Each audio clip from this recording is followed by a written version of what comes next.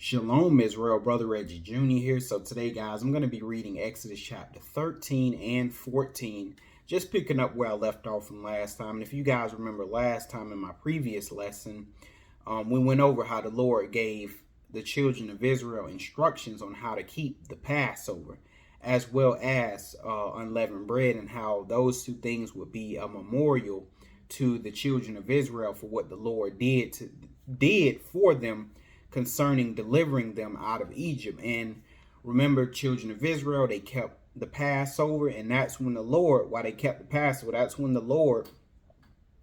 he dropped that final plague on Egypt. And what was that plague? That was the plague of death, killing all the firstborn in the land of Egypt, to the lowest man in Egypt, all the way up to the highest man, being Pharaoh, king of Egypt. He got all the firstborn. Why? Because the Lord always had remembered what they did to the children of Israel. The Lord got a long memory, so he was repaying them back. And once the Lord released that plague on Egypt, Egypt finally let go of the children of Israel. The children of Israel, they spoiled the Egyptians, and now they're coming out of Egypt with a high hand. And that's where we're going to be picking up, guys, in Exodus 13, just following the children of Israel's journey out of the land of Egypt. So we're going to go ahead and get into this, guys. Exodus chapter 13, and I'm going to read verses 1 through 4 first. And it says, "And the Lord spake unto Moses," not the other way around. It wasn't Moses spake to the Lord. No, the Lord spake unto Moses. Moses is taking orders. And it says, saying, "Sanctify unto me all the firstborn, whatsoever openeth the womb among the children of Israel, both of man and of beast. It is mine." So the Lord, he's taking his portion from Israel, and that is the firstborn among the men and the firstborn among the beasts. He says it is his. So he sanctified out of the men and the beasts those that were going to belong to him, his portion. Verse 3, "And Moses said unto the people, Remember this day in which ye came out from Egypt, out of the house of bondage.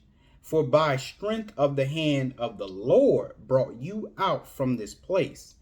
And there shall be no leavened bread." Because remember, they were now keeping unleavened bread. They had to keep this for 7 days. But why did Moses tell them to remember? Why? Because when they get into the land, and whenever they got in trouble, or whenever their enemies came against them, the Lord wanted the children of Israel to depend on him for their deliverance, instead of going and running to other nations to go help them, like we seen our forefathers do in the Bible. Okay, ultimately leading us into captivity. Why? Because the children of Israel, they didn't have any faith in their God, even though they knew of all the wonderful things that he did for their ancestors. But nevertheless, guys, let's go ahead and take it back to Exodus. Now we're going to read verse 4. Moses says, "This day came ye out in the month Abib," or you can say the beginning of months, the first month of the year. This is when you came out of Egypt. Okay. Now I'm going to read verses 5 through 7. And it says, "And it shall be, when the Lord shall bring thee into the land of the Canaanites, and the Hittites, and the Amorites, and the Hivites, and the Jebusites, which he sware unto thy fathers to give thee, a land flowing with milk and honey, that thou shalt keep this service in this month," talking about unleavened bread.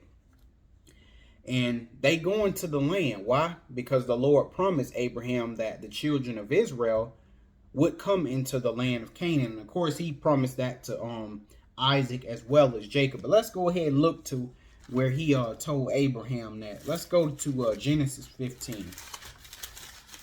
So we're going to go back in time just a little bit to Genesis 15. That's crazy how Abraham didn't see any of these things come to pass, but yet he believed, he had faith in the Lord. And see, it was that faith that the Lord counted as righteousness. That's amazing, man. We need to be like our father Abraham. So anyway, Genesis 15, and I'm going to read verses 12 through 16, when he told Abraham that, hey, your children, Abraham, they're going to come back to this land that you're in right here, and they're going to possess it.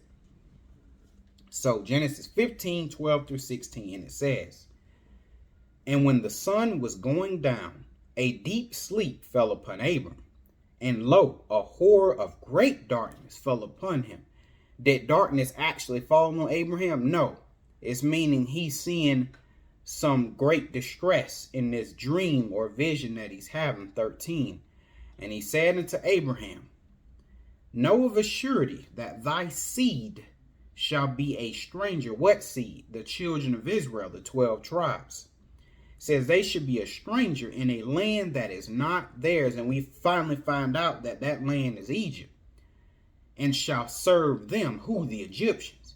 And they shall afflict them 400 years. And they did. 430 years was the children of Israel in Egypt. They could have been there 499 years, but they was there 400 years, just like the Lord said they would be. 14. And it says, and also that nation, to my Egypt, whom they shall serve, which we did, will I judge. And afterward shall they come out with great substance. And he did. The Lord dropped them plagues on Egypt. And then they finally let Israel go. And on Israel's way out, they spoiled the Egyptians. And they came out with what? Great substance. Just like the Lord told Abraham. Even though Abraham died, he never seen any of this come to pass. Abraham still believed, still had faith in the Most High. 15. And thou shalt go to thy fathers in peace, and shall be buried in a good old age. And he was too. 16. But in the 4th generation, they shall come hither again, talking about the children of Israel, the 12 tribes of Israel. They're going to come back to this land. But in the 4th generation, why? For the iniquity of the Amorites is not yet full. So that's what the Lord was predicating the timing of the deliverance of the children of Israel off of. The iniquity of the Amorites filling up them Canaanites, Hivites. He talking about all them. When they cup filled up, that's when he was going to deliver the children of Israel. And that's just like in y'all lives. You know, you may have some enemy that you're dealing with on the job or wherever. And sometimes it seems like, man, it's been 2, 3, 4, 5, 6, 7 years since the Lord ain't did nothing. You know, my enemy's still here terrorizing me and stuff like that. That's because the Lord is waiting for their cup to fill up. And once their cup fills up, the Lord is going to get that person that's bothering you, that's afflicting you and vexing you. But the Lord got a set and appointed time. You just got to be patient, brothers and sisters, because I know how it is, man. When you being afflicted, you just be wanting, you know, immediate deliverance. But what you don't see is sometimes the Lord is setting up different things for you, because it's not just, I'm going to defeat your enemy for you and everything's going to be all good. The Lord is going to defeat your enemies, but at the same time, on the back end, he's making sure everything is set in place. All of these doors are going to be open for you. So once he judges your enemy, you're going to have all of these doors open for you. See? But the Lord got to make sure everything is worked out, because everything is going to be in a timely fashion. Okay? But we're going to go ahead and go back, guys, to Exodus. Where the heck was I? Yeah, Exodus 13. And I'm going to continue reading verse 5. It says, let me just read verse 5 over.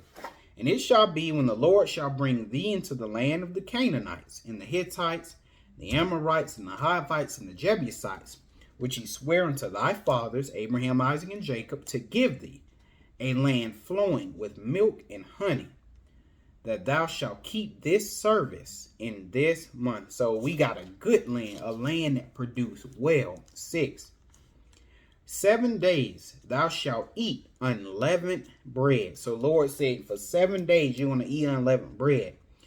And in the seventh day shall be a feast to the Lord. Okay. Now, right here it says 7 days you're going to eat unleavened bread. We know that you also eat unleavened bread on the Passover. However, the unleavened bread isn't really the focus on Passover. The lamb is. But on unleavened bread, the bread is the focus. So he's just simply singling out unleavened bread, because I know in the previous chapter, the Lord said you're going to eat unleavened bread from the 14th day all the way to, I think he said, the 21st day. And if you count, that's like 8 days. He's like, so why 8 days? That's because on Passover, you ate unleavened bread. However, what makes Passover and unleavened bread different was on Passover, the leavened bread didn't have to be out of your house, but it had to be out of your house before the first day of unleavened bread. That was the difference. Okay, but we're going to keep on reading verse 7.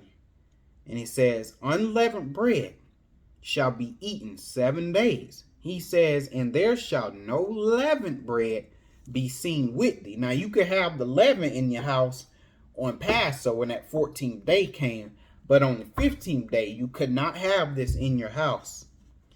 It says, neither shall there be leaven seen with thee in all thy quarters. So the Lord didn't want no leaven to be found.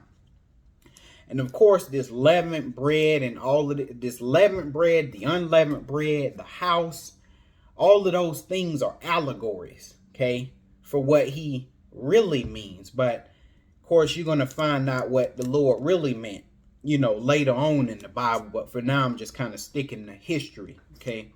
Verse 8 says, hold on.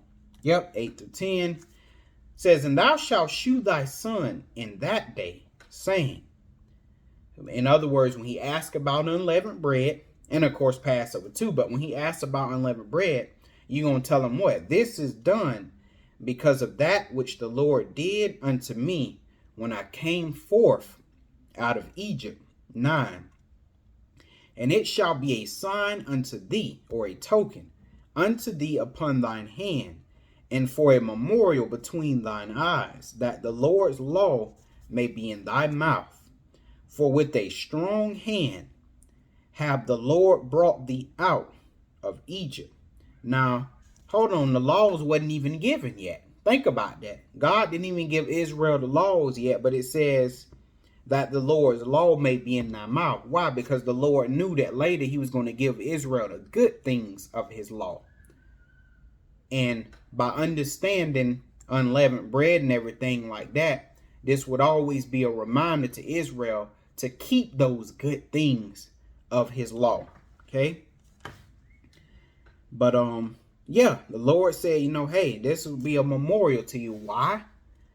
It's because whenever you get in distress, whenever you get in trouble, you need deliverance, or there's something you want, there's a supplication you want to make, you're going to go ahead and go to the Most High. You're not going to go to another nation for your sufficiency. Why? Because the Lord has already shown through this captivity in Egypt that he could take care of you. When you didn't have nothing, no might, power, wealth, nothing. The Lord showed you that he could take you from the bottom and put you on top. So why would you go to everybody else? That was a fatal mistake that our ancestors made later on once they got kings and stuff. But anyway, guys, let's go ahead and go back. Let's see where I was. Let me continue reading the end of verse 9. For with a strong hand have the Lord brought thee out of Egypt when we were utterly powerless. That's why in my day-to-day life, if I'm dealing with an enemy or whatnot, like on the job or something like that, I always come back to our captivity in Egypt to remind me, hey, the Lord is more than capable of delivering me out of this situation because of what he did for my ancestors in Egypt. He didn't just deliver one person. He delivered a whole nation out of another nation. So if he can do that, surely on this small scale in my individual life, the Lord can deliver me. Okay, all of these things what Israel went through in Egypt, all of that stuff was really supposed to be building Israel's faith, because really that's why he was doing it. Not only so his name could be great in the earth, but to build Israel's faith in him. But Israel could never see that. Now I'm going to read verse 10. It says, thou shalt therefore keep this ordinance in his season from year to year. Talk about unleavened bread, but we also know he's talking about Passover as well, but mainly here, unleavened bread. Now I'm going to read verse 11 through 13. And it says, I'm going to turn the page before I actually read it. It says, and it shall be, when the Lord shall bring thee into the land of the Canaanites, as he sware unto thee and to thy fathers, and shall give it thee, that thou shalt set apart unto the Lord. So we going back to the Lord's portion again. That thou shalt set apart unto the Lord all that openeth the matrix, the womb, and every firstling that cometh out of a beast which thou hast, the males shall be the Lord's. And every firstling of an ass thou shalt redeem with the lamb. And if thou wilt not redeem it, then thou shalt break his neck. And all the firstborn of man among thy children shalt thou redeem. Now,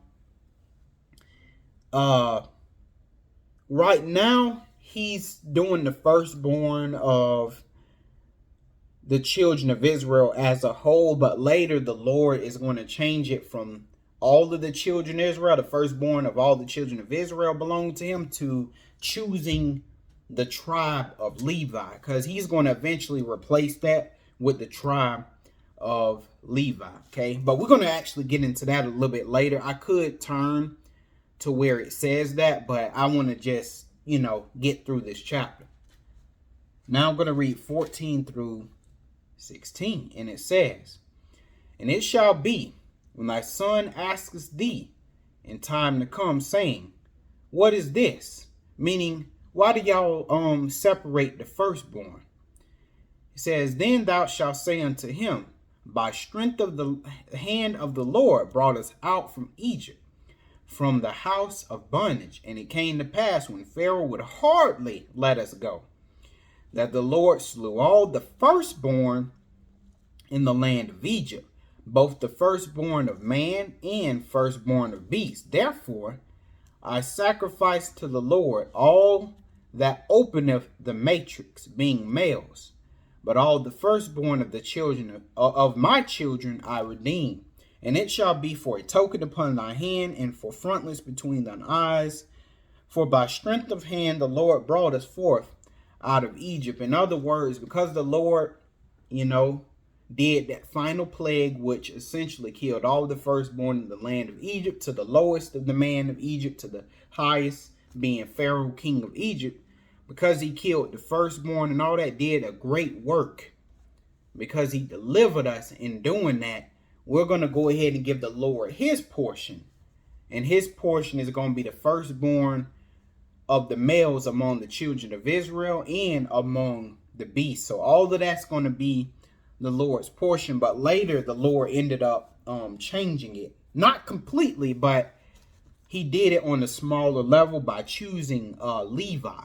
Okay, but now we're going to go ahead and continue reading. I'm going to read verses 17 through 19, and it says, and it came to pass, when Pharaoh had let the people go, that God led them not through the way of the land of Philistines, although that was near, because he could have took them through the land of the Philistines to get them to the land of Canaan. That would have been quicker and easier. It says, although it was near, but why didn't he do it? For God said, lest peradventure suppose the people repent when they see war and return to Egypt. So if the Philistines was to come out against them, anything, the people, they'll get scared and run on back to Egypt. Verse 18, which the people shouldn't, because the people should know, hey, the Lord just did a mighty work against Egypt. So I know no matter what happened, who come against us, I know the Lord going to defeat them. But obviously, Israel didn't have this kind of faith at the time. 18. It says, but God led the people about through the way of the wilderness of the Red Sea, And the children of Israel went up harnessed out of the land of Egypt. 19. And Moses took the bones of Joseph with him, because remember, Joseph, that's what he wanted. He was like, look, man, when I die, they carry my bones to the land of Canaan, okay, the land of Israel. For he had straitly sworn the children of Israel, saying, God will surely visit you, and he did. And ye shall carry up my bones away hence with you, and that's why they're doing. Now we're going to read 20 through 22. And they took their journey from Succoth and encamped in Etham, in the edge of the wilderness. Why? Because they're getting ready to cross over to that Red Sea, through the Red Sea. They just don't know it yet. 21. And the Lord went before them by day in a pillar of cloud to lead them the way, and by night in a pillar of fire to give them light to go by day and by night. So during the day, the Lord led them by a pillar of cloud, and during the night, the Lord led them by a pillar of fire. Now, I do want to let you know, and we're going to go over this in 14, but the Lord was actually in that pillar of cloud and in the pillar of fire, although there was an angel too. There was also an angel, okay, around Israel. However, the Lord was actually in that pillar of cloud and the pillar of fire. Why did the Lord have an angel? Because the Lord don't do nothing. He used an angel to do what he said. He commands the angel, and the angel does what he said to do. But the Lord has always disguised himself in clouds, and he's always disguised himself in fire. Okay, so that shouldn't be like a big surprise to any of us. But now we're going to go ahead and read the last chapter, guys. Exodus 14, and we're going to continue to read Exodus 14, and I'm going to read verses 1 through 4, and it says, And the Lord spake unto Moses, saying, Speak unto the children of Israel, that they turn and encamp before Pi-Hithroth, between Migdol and the sea, over against Baal-zephon. Before it shall ye encamp by the sea. Okay, and in a sense, where they're located, they're essentially boxed in. Their only way now is going to be through the sea. They have no other way to turn now that they're going this new way, the Lord told them. 3. For Pharaoh will say of the children of Israel, they are entangled in the land. The wilderness have shut them in. 4. He says, But I will harden Pharaoh's heart, that he shall follow after them, and I will be honored upon Pharaoh and upon all his hosts, that the Egyptians may know that I am the Lord. And they did so. So we see that the Lord, he still ain't done with Pharaoh. He still ain't done with Egypt. The Lord still getting his pound of flesh. Why? Because, man, Israel, and we know it's too because the Lord, he want his name to be known throughout the whole earth, but he's also doing it because, you know, Israel went through hell, guys. For them 430 years, they went through hell. So the Lord is not letting Egypt off easy at all. He got to destroy them, essentially. So it's utter annihilation, and we're going to see. Now I'm going to read verses 5 through 9. It says, And it was told the king of Egypt that the people fled, and the heart of Pharaoh and of his servants was turned against the people, against Israel. And they said, Why have we done this, that we have let Israel go from serving us? So, you know, in real time, it would have just looked like, oh, Pharaoh got this change of heart. You know, it would have basically, everything would have looked natural. It would have just looked like Pharaoh was pondering, and then would have said, why we let these people go, man? We should have never let these people. It would have looked natural. But what we didn't see in the spiritual realm is the Lord hardened Pharaoh's heart. And remember, it plays out in heaven first, and then it manifests itself. Okay, let me put it this way. God commands in the heavens first, and then that command manifests on the earth. So on earth, it looked like Pharaoh was doing his own thing, but really, it was the Lord hardening his heart. Man, the Lord is dangerous, man. We need to understand this. Verse 6 says, And he, meaning Pharaoh, made ready his chariot and took his people with him. So Pharaoh himself is going after Israel. And he took 600 chosen chariots and all the chariots of Egypt and captains over every one of them. So Pharaoh, as well as his captains, who I presume to be all of his mighty men, the Lord lead them on out. So this is by the way, it's just beautiful, because in a way it's kind of like how the Lord gonna command them armies at the end. And this, I don't even want to get into it because I get off on something crazy, but it's just amazing to see the Lord's hand and just how it works. Verse 8, and the Lord hardened the heart or the mind of Pharaoh, king of Egypt, and he pursued after the children of Israel. Yes, Pharaoh himself and his 600 chosen men, captains, says, and the children of Israel went out with the high hand. Verse 9, but the Egyptians pursued after them, all the horses and chariots of Pharaoh and his horsemen, and his army overtook them, encamping by the sea beside Pi-Hahithroth before Baal-zephon. Okay, verse 10. So meaning there is no way for Israel to escape. Now the only way for them to escape is through that sea. Okay, so now this is going to test that faith. Now I'm going to read 10 through 14. And when Pharaoh drew nigh, the children of Israel lifted up their eyes, so they looked afar off, and behold, the Egyptians marched after them, and they were sore afraid. So Israel got afraid. Oh Lord, here come these Egyptians. I knew they weren't going to let us go. And the children of Israel cried unto the Lord. So they cried to the Lord. And that's what these nations don't want the 12 tribes doing. That's why they got us focused on, entertainment, acting the fool, because they don't ever want the 12 tribes to cry out as a whole. Because the moment the 12 tribes cry out to God as a whole, that's the day that God comes back, and that will be the end of the fourth beast. But either way, it's going to happen. Verse 11. And they said unto Moses, because there were no graves in Egypt, hast thou taken us away to die in the wilderness? Wherefore hast thou dealt thus with us, to carry us forth out of Egypt? Meaning, why did you bring us out of Egypt, man, if you were just planning on us to die right here? 12. Is not this the word that we did tell thee in Egypt, saying, let us alone, that way we may serve the Egyptians?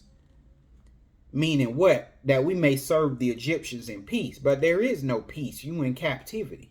Anyway, for it had been better for us to serve the Egyptians than that we should die in the wilderness. So Israel didn't want to die. 13. And Moses said unto the people, fear ye not, stand still. And this is what y'all got to do in y'all individual life. If you dealing with an enemy harassing you, vexing you every day, stand still and see the salvation of the Lord, which he will shew to you today. For the Egyptians whom ye have seen today, ye shall see them no more forever, no more again forever. So the Lord letting them know, these Egyptians you see, Pharaoh, king of Egypt, on his chariots and his 600 chosen chariots, and with captains on and stuff.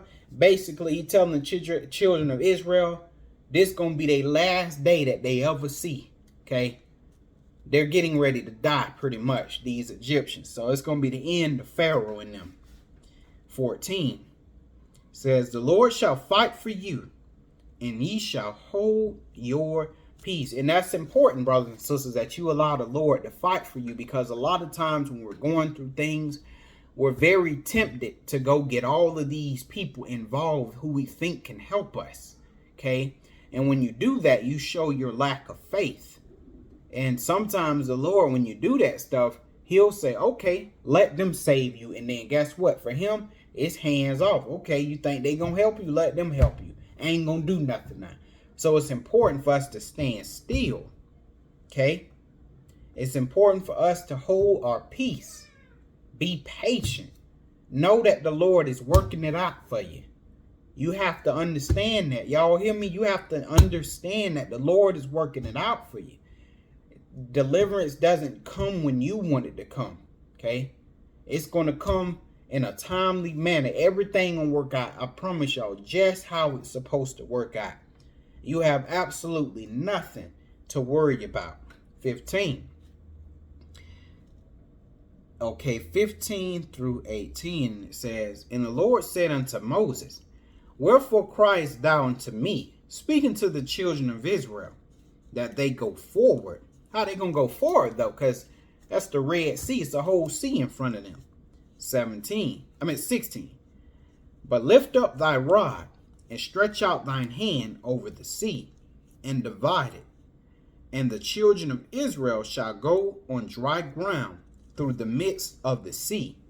And I, behold, I will harden the hearts of the Egyptians, and they shall follow them. So the Lord commanded Moses, hold up that rod, and I want you to split the sea. Okay? And he said, and guess what? I'm going to harden the hearts of the Egyptians to follow after you. But we're going to find out it's a reason why the Lord going to have them do it. And I will get me honor upon Pharaoh, and upon all his hosts, and upon his chariots, and upon his horsemen. 18. And the Egyptians shall know that I am the Lord, when I have gotten me honor upon Pharaoh, and upon his chariots, and upon his horsemen. In other words, they going to know that I'm God. And all that little mess that they serve in Egypt, you know, the Sphinx and worshiping their cattle, worshiping the stars and all of that.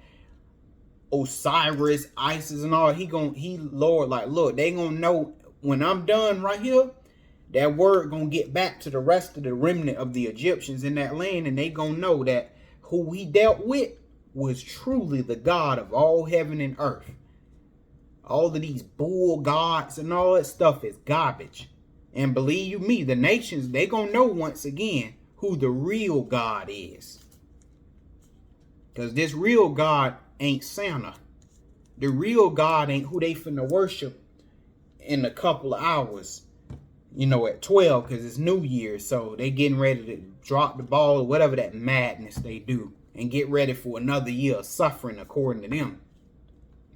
But Janus, that God that they serve, that is not the true God of all heaven and earth. And them nations going to find that out.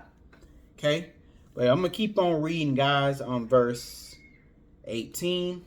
I got to continue reading. He said they gonna know I'm the Lord when I have gotten me honor upon Pharaoh, upon his chariots, and upon his horsemen. 19 through 22, and it says, And the angel of God, which went before the camp of Israel. Okay, so there was an angel that went before Israel, and as well there was also a pillar in which God was in. Okay, it says he removed and went behind him. So the angel moved and he went behind the children of Israel where them Egyptians was coming. And then guess what else happened? And the pillar of cloud went from before their face and stood behind them. So the angel went, and then this pillar of cloud came too. Okay, and the Lord was in that cloud, and guess what? The Lord command, and that angel do exactly what he tell him to do. Okay, let me make sure I'm where I'm supposed to be at. All right, 20. And it came to pass, and it came between the camp of the Egyptians and the camp of Israel. And it was a cloud and a darkness to them. So when that cloud was in between the two camps, it was dark for the Egyptians. Okay? But it gave light by night to these, so that one came not near the other all night. Man, well, the Lord did some miraculous things for Israel, I tell you. And again, guys, I can't stress this enough. These things were written for us to learn from, and to learn to have faith in the Lord and go to him with any problems or supplications that we may have, and not run to somebody else who's going to do nothing but tell our business over this green earth. Okay? Now I'm going to go ahead and read verse 21. And it says, And Moses stretched out his hand over the sea, and the Lord caused the sea to go back by a strong east wind all that night, and made the sea dry land, and the waters divided. And it says, 22, And the children of Israel went into the midst of the sea upon the dry ground, and the waters were a wall unto them on their right hand and on their left. 23. So they're walking through the middle of the ocean. Guys, that is impossible. But with God, all things are possible. And excuse me, guys, if y'all hear fireworks in the background, you know, these people, man, they getting ready for this ball to drop. So they already popping firecrackers and stuff. So excuse me if you hear that. Now we're going to keep reading though. 23. And the Egyptians pursued and went in after them, the children of Israel, to the midst of the sea, even all Pharaoh's horses, his chariots, and his horsemen. Okay. And it came to pass that in the morning watch, the Lord looked unto the host of the Egyptians through the pillar of fire and of the cloud. I told y'all the Lord was in there. Okay. And troubled the host of the Egyptians. 25. So they were starting to get close. And the Lord, he troubled the Egyptians. What did he do? Verse 25. And he took off their chariot wheels, and they drave them heavily, so that the Egyptians said, let us flee from the face of Israel, for the Lord fighteth for them against the Egyptians. And make no mistake, guys, it's just like this in your individual life. You know, people, especially heathen, they know when the Lord is with you. Okay? They bother you because they think you just another black person. So they vexing you, they annoying you, getting on your nerves, going behind the scenes, working against you. And then out of nowhere, that heathen start getting plagued left and right. They finances getting hit, they health getting hit, they children getting hit, all kind of manner of evil happening to them. And they put two and two together. They say, this didn't start happening until I messed with this brother or this sister who I thought was just another black person. And they perceive the Lord is with that man. The Lord is with that woman. Don't be fooled. Your enemies know. Trust me, they know. They put two and two together. Now, they'll never admit it to you, though, because they don't want you to think you won. But trust me, they know. They know the Lord is with them. He working on their behalf, because there is no way they could have delivered themselves out of my hand, out of this trap that I spring for them. So God had to be with them. Your enemies know it too. Let's keep on reading. 26. And it says, and we're going to read all the way through. Stretch out thine hand over the sea. Okay.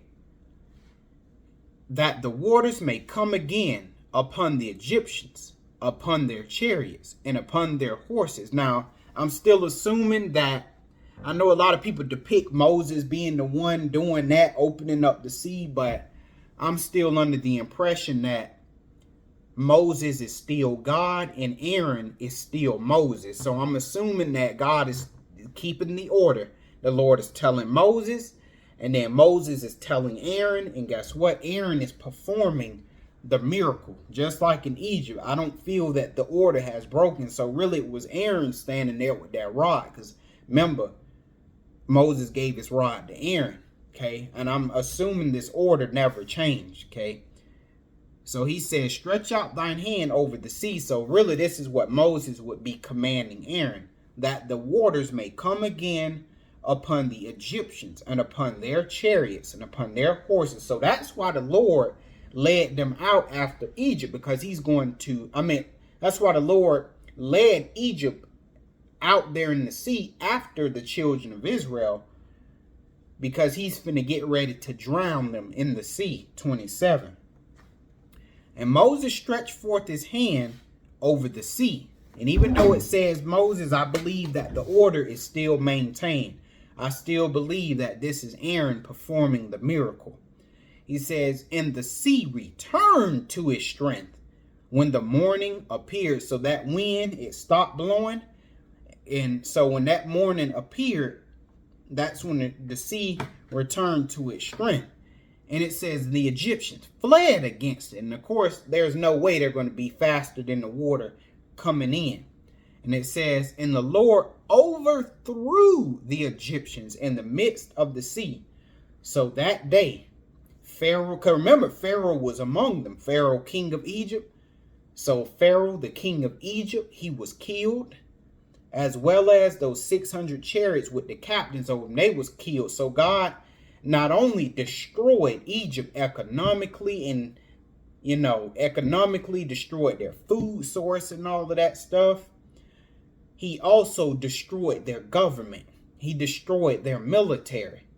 So I'm assuming that after all of this happened, it took Egypt a very, very long time, guys, to recover from that A-whooping. Okay? I just got to keep it real. I think it took them a long time to recover from that. They got whooped, right? And that's how it's going to be for our enemies. All of them that come against us here in the old world and the new world, they going to get it when the Most High come and deal with them. 28, and it says, and the waters returned and covered the chariots and the horsemen and all the host of Pharaoh that came into the sea after them. There remained not so much as one of them. The Lord killed them all. 29. But the children of Israel walked upon dry land in the midst of the sea, and the waters were a wall unto them on their left, on their right hand, and on their left. Thus the Lord saved Israel. Thus the Lord saved Israel that day out of the hand of the Egyptians. And Israel saw the Egyptians dead upon the seashore. Okay, so they seen the Egyptians, Pharaoh, and all the Egyptians, they washed up on the shore. 31. And Israel saw that great work which the Lord did upon the Egyptians. And the people feared the Lord and believed the Lord and his servant Moses. So after that, the children of Israel, they was at the height of their faith. That's when at this time they believed the Lord with all their heart, mind, and soul after that happened. Okay. And that is the end of that chapter, guys. I hope you guys got some understanding, and I will see you in the next lesson. Shalom.